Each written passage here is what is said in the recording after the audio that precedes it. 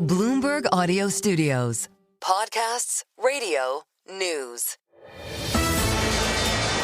This is the closing bell on the Stock Movers Report. The companies making moves at the close of U.S. trading with Carol Massar, Tim Stenovec, Romaine Bostick, and Scarlett Fu.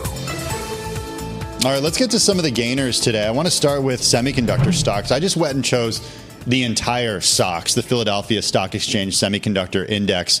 We saw shares of semis rise today. The group outperformed as analysts expressed optimism about the group's prospects. Mizuho Securities raised its price targets on a number of chip makers. KeyBank Capital Markets also raised targets on a number of chip makers. If you look at the SOX right now, of the 30 stocks in there, 27 of them were higher, 3 of them were lower. Intel up 7.2%, Global Foundries up 7%. On the downside, Broadcom did fall 0.9%. Also, Emily mentioned copper stocks. I want to go with Freeport-McMoRan.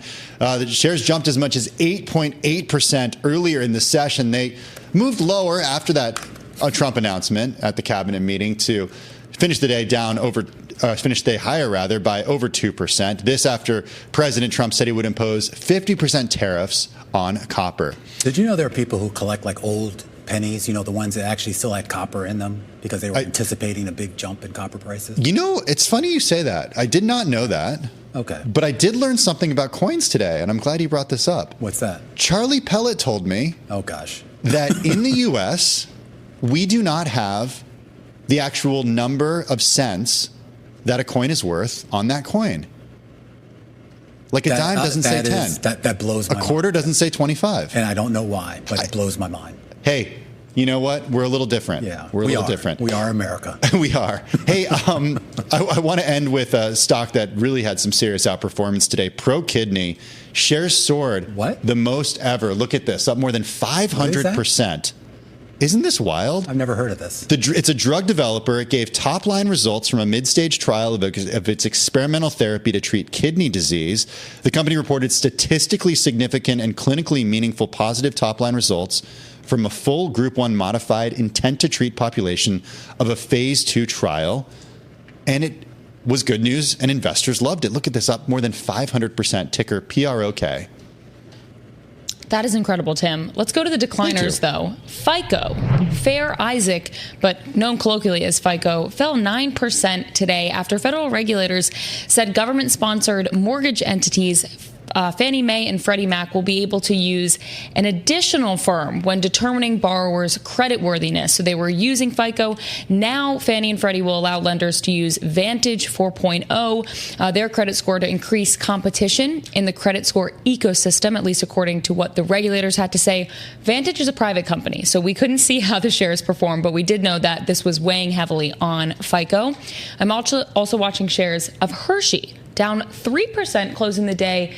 Yeah, down about 3.2% after some management changes. The snack food company named Wendy's CEO Kirk Tanner as its CEO, replacing Michelle Buck.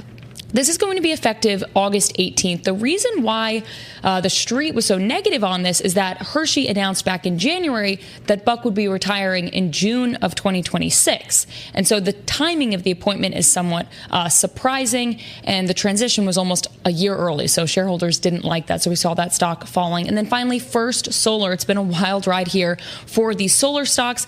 Today we saw First Solar down, closing the day about 6.5% lower after President Donald Trump called for new rules that would restrict access to tax incentives for solar and wind projects that were already pared back in that big, beautiful bill. Some of the big individual movers there when we talk about the aggregate market and the lack of movement that we saw in the S&P 500. I'll one-up you and take a look at the bond market. Treasuries basically doing nothing today. Yields are higher across the board, but only by about 1 to 2 basis points as you pick your point on the curve here. So a little bit of stasis. And we should point out most of the activity in the Treasury market actually came during the European hours here. So it's basically been stasis for the last couple of hours here on the U.S. side.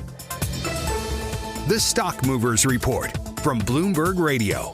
Check back with us throughout the day for the latest roundup of companies making news on Wall Street. And for the latest market-moving headlines, listen to Bloomberg Radio live. Catch us on YouTube, Bloomberg.com, and on Apple CarPlay and Android Auto with the Bloomberg Business app.